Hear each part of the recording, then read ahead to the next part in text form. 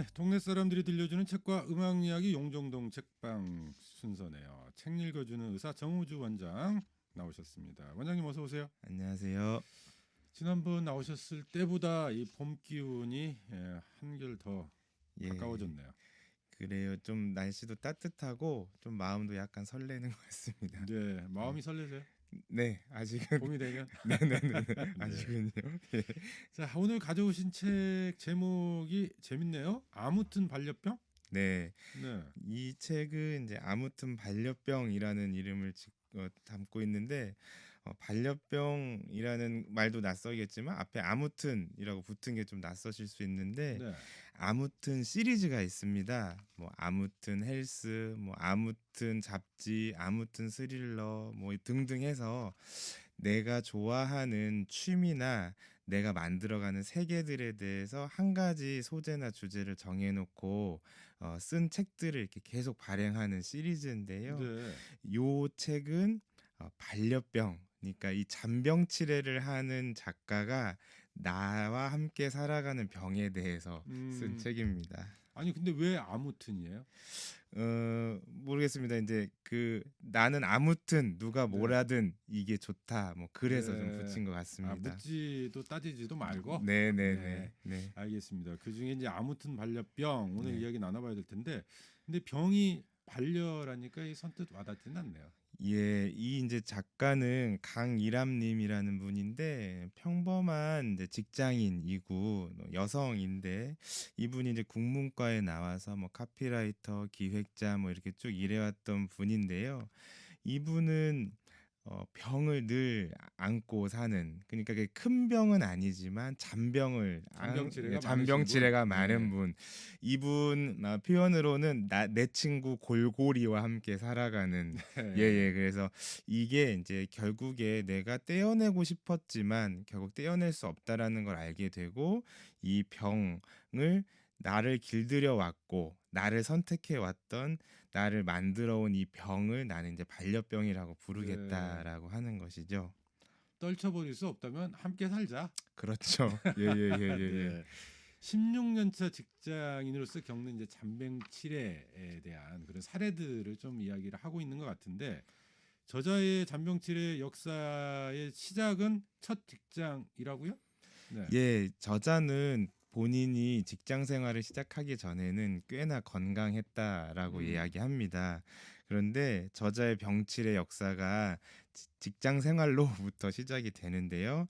처음에 대기업 기업 홍보실에 이제 들어가게 되는데 이때는 면접부터도 술 면접을 보는 그런 곳이었습니다. 그래서 소맥 파도 타기로 시작해서 12시까지 술을 먹은 다음에 음. 그 자정 넘겨서 아침 8시에 면접을 보는. 그래서 네. 거기에 제대로 왔는지. 근데 이제 어쨌든 저자는 거기에 세이브한 거죠. 세이프한 음. 거죠.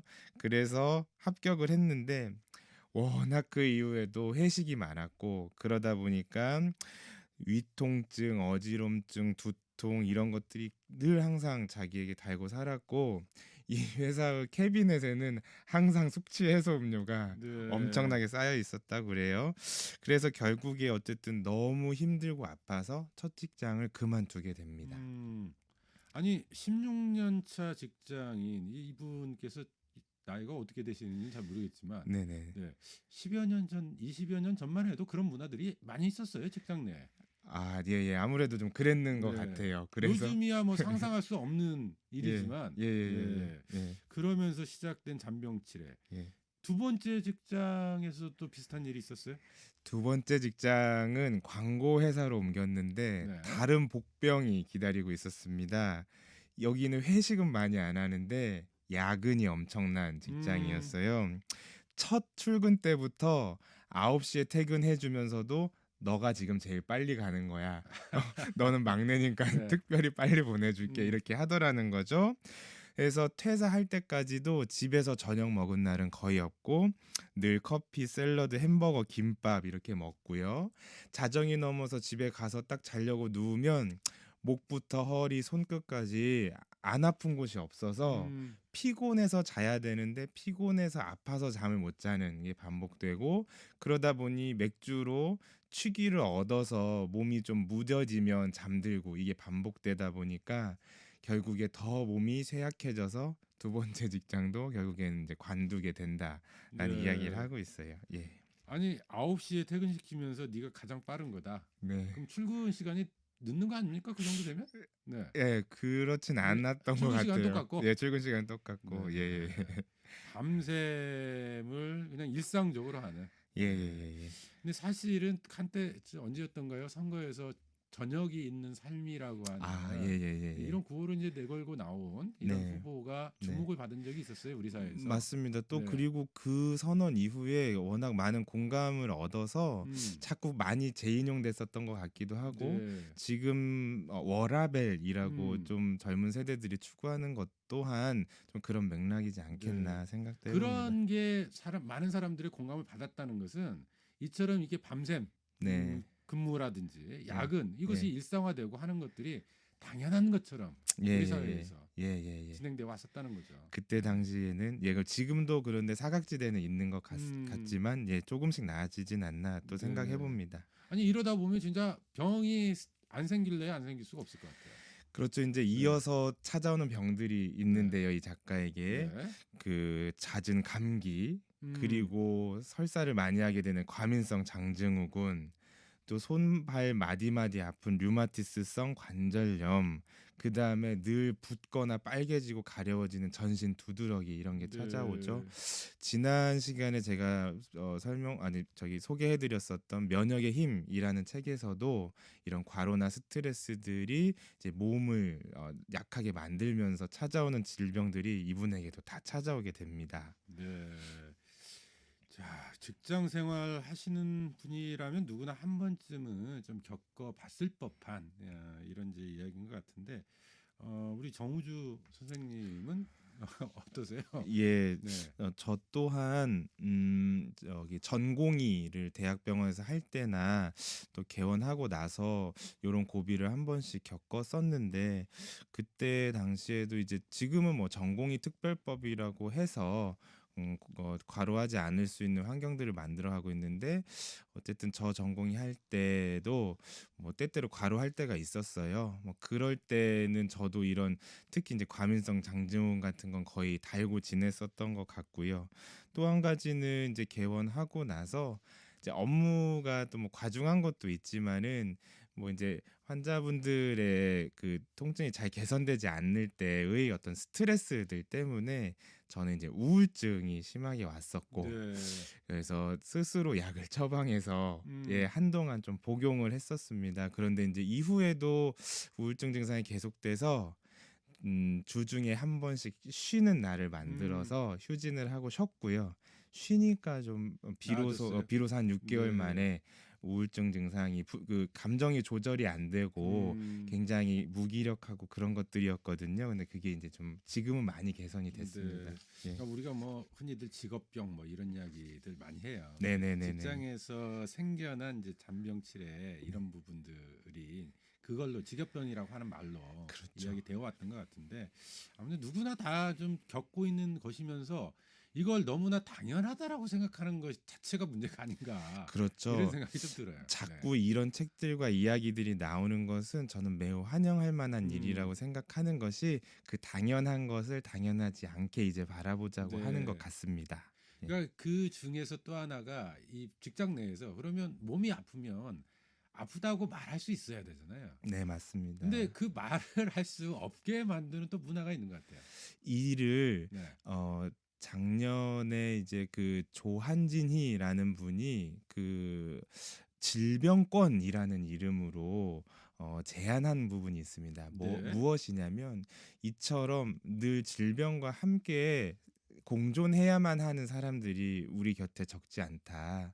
그럴 경우 이런 분들 또한 일할 수 있어야 하고 이런 분들이 일을 하면서 삶을 영위할 수 있는 권리를 보장해야 한다. 그래서 그런 여러 가지 것들을 묶어서 질병 가진 사람들이 잘 아플 권리라고 해서 질병권이라는 이야기도 또 하기도 했었거든요. 네. 말씀하신 것처럼 직장에서 아프다고 좀 말할 수 있는 것 이것 또한 이제 문화적으로나 제도적으로 좀 보완이 돼야 될 것 네. 같습니다. 근데 이 이제 글쓴이 같은 경우에 일터에서 나 아파라고 이야기를 하면 네, 또 아파? 그쵸. 이런 예. 말을 좀 들었다라는 에피소드를 소개하고 있다면서요. 그 이제 여기 본부장이 두 번째 직장을 갔을 때 아파가지고 허리 디스크 수술을 하고 복직을 했었어요. 네. 요 그런데 결국에 복직을 했을 때 이 친구의 가진 질병이나 이 상황에 대해서 직접 좀 공감해주기보다는 음. 너 내가 저기 일하는데 옆에다가 침대 놔줄 테니까 음. 좀 누웠다 쉬었다가 일하고 쉬었다가 일하면서 "너 일해. 너 일 좋아하잖아." 이렇게 인제 말을 했다라는 거죠. 네. 그러니까 결국에 본인이 느꼈을 때 뭐 "또 아파?" 뭐 혹은 음. "쉬어가면서라도 일을 계속해."라고 말하는 거는 결국에 인제 본인이 일하는 어떤 기능으로서만 음. 대접받지 하나의 '내가 지금 많이 아픈 어떤 사람으로서는 인정받지 못하는구나.' 뭐 좀 이런 네. 생각을 했다고 합니다. 아니 그 정도면 그래도 배려라고 생각할 수 있는 그럴 부분도 수도 있긴 들어 한데 있는데 예. 이제 "또 아파?"라고 하는 이런 이제 질문 속에 이건 질문이 아니잖아요. 네네. "너 정말 맞습니다. 아프니? 네. 고통스럽니? 내가 예. 공감해 주고 함께 배려해 줄게." 예. 이게 아니고 맞아요. "왜 예. 또 아픈 건데? 맞아요. 왜 일을 지금 예예예예예. 못 하게 만드는 건데?" 맞아요. 지금 이게 예. 직장 내 문화였던 것 같아요. 네. 맞습니다. 예예. 음. 그 사람마다 덜 아프고 혹은 자주 아프고 이게 사람마다 다를 것인데 이제 고런 다양성이 좀 이제는 좀 더 인정돼야 할 것 같고요. 그래서 "또 아프니?"라고 인제 하면서 좀 구박하기보다는 좀 "너는 자주 아프구나."라는 상황을 이제 좀 어떻게 녹여들게 할 것인가 직장에 이제 요런 걸 같이 좀 고민하는 것들도 필요할 것 네. 같습니다. 한 번에 완전히 바뀌기는 어렵습니다만 한 번쯤은 좀 고민해 볼 필요가 있을 것 같아요. 내가 맞습니다. "또 예예. 아파?"라고 하는 동료를 향한 이 질문, 이 네. 부분이 과연 바람직한 건지 한 번쯤 생각해 보면 어떨까? 네. 이런 생각을 해 보면서 네. 저자는 이제 네. 결론을 내려요. 네. 그러면서 "아픈 몸과 팀워크를 이뤄라." 네네네. 네. 저자가 인제 이런 얘기를 합니다. 본인은 환자라는 표현보다 영어의 인제 patient라는 표현이 본인은 더 생각할 때마다 나에게 와닿는다라는 것인데 왜냐면 환자는 결국에 인제 아픈 사람, 병자 인제 요런 것일 뿐인데 patient는 결국에 견디면서 이 병과 함께 내가 계속 가는 사람으로 느껴진다라는 거죠. 그래서 내가 이 아픈 몸을 버릴 수 없다라는 거를 어쨌든 깨달았고 그렇다라면은 내가 어떻게 지혜롭게 잘 견디고 이 병과 함께 갈 것인가 그리고 이 공존에 또 묘미가 있다고 그래요. 네. 그래서 내 몸을 컨트롤하는 것들을 내가 이렇게 잘 수행하고 하는 것이 이제 익숙해진 거죠. 저자는 실제로 365일 중에 음. 한 280일 정도만 건강하다고 하거든요. 그래서 네. 나머지 날들은 상당히 음. 힘들고 못 움직이고 뭐 이런 날들이 많다고 하고요. 그렇기 때문에 더더욱 아픈 몸과 팀워크를 이루는 것이 음. 중요한 상황이 된 것 같습니다. 네. 사실은 조금 이제 서글픈 게 아픈 게 본인이 원해서 아픈 것도 아니고요. 네. 네. 스스로 뭐 선택한 것도 아니잖아요. 네. 네. 그런데 인제 그럼에도 불구하고 아픈 사람에 대한 편견은 여전히 존재하는 것 같습니다. 특별히 많이 아픈 사람들은 이런 얘기를 하는데요. 약속을 쉽게 못 한다는 거예요, 만나자는 약속을. 네. 정작 만나자고 약속을 했는데 만날 날이 됐는데 그날 움직일 수 없이 아프거나 뭐 일을 끝내고 나서 정말 꼭 쉬어야 될 만큼 아픈 상황들이 오는데 그럴 때 당일의 약속을 취소하기가 일수가 되는 거죠. 근데 인제 네. 그러다 보면 이게 인간적인 미안함 더불어서 상대방에게로부터 받을 비난들에 대한 어떤 걱정 이런 것들이 항상 걱정이 되고 고민이 돼서 사회생활에도 애로사항이 많다라고 합니다.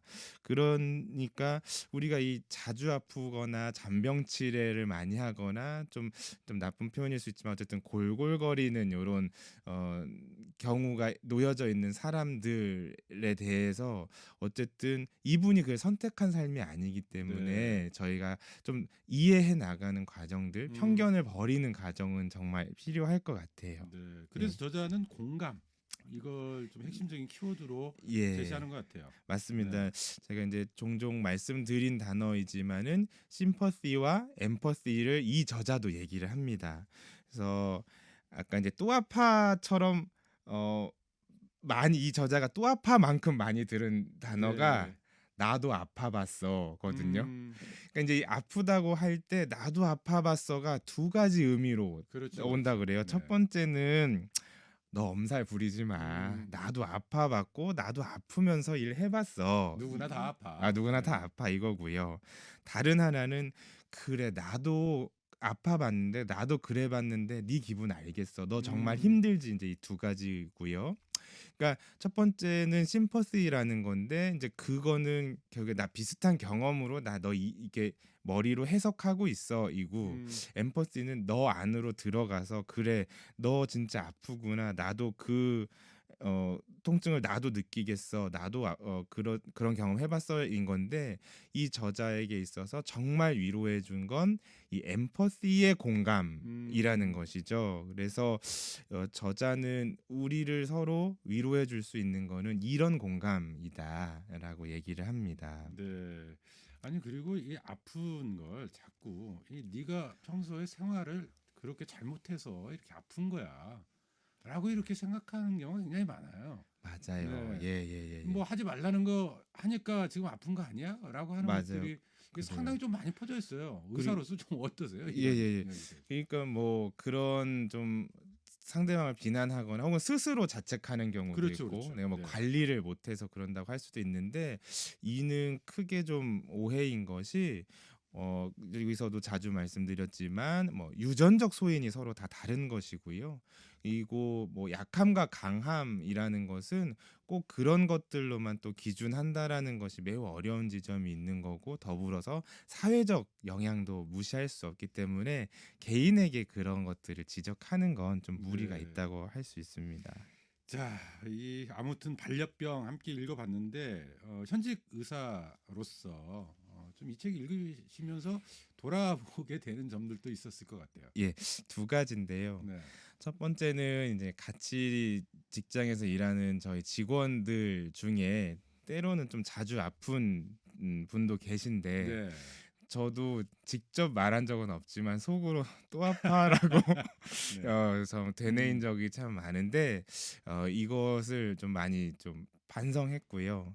그래서 좀 같이 이해하면서 같이 걸어나갈 수 있는 이해력을 더 갖춰야 되겠다라고 생각을 했고 정말 이것만큼 정말 반성했던 것이 환자분들이 아파서 저희 진료실을 찾아오시는데 정말 곰곰이 생각해 보면은 그 환자 한 분이 정말 힘들어서 병원까지 가기 위해서 집을 나서고 결심하고 이 모든 과정들의 맥락을 제가 때때로 생각하지 못한 채 정말 아프다고 막 너무 호소하시니까 그것에 저도 굉장히 좀 힘들어서 좀 건성으로 듣거나 뭐 좀 더 마음껏 이렇게 공감해 드리지 못했거나 뭐 이런 많은 수많았던 순간들이 정말 많이 반성이 됐습니다. 그래서 아픈 이야기들에 좀 더 제가 공감하고 좀 더 예민하게 이런 것들을 좀 귀 기울여야겠다라는 생각을 많이 했습니다. 네. 네. 아니 환자들이 이제 병원에 방문을 할 때